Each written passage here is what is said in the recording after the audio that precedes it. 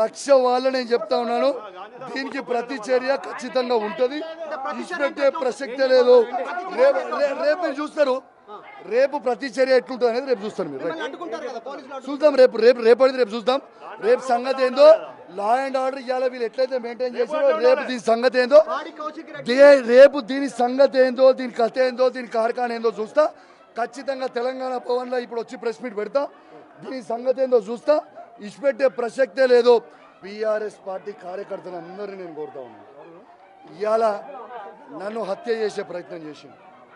మీరు కేసీఆర్ గారి అభిమానులు ఉంటే మొత్తము బీఆర్ఎస్ పార్టీ కార్యకర్తలు అందరూ కూడా రేపు 11 గంటలకి మనందరం కూడా గాంధీ ఇంటికి పోవాల్సిన అవసరం ఉన్నది. ఖచ్చితంగా పెద్ద ఎత్తున తరలి రావాలని నేను దయచేసి రిక్వెస్ట్ చేస్తూ ఉన్నాను.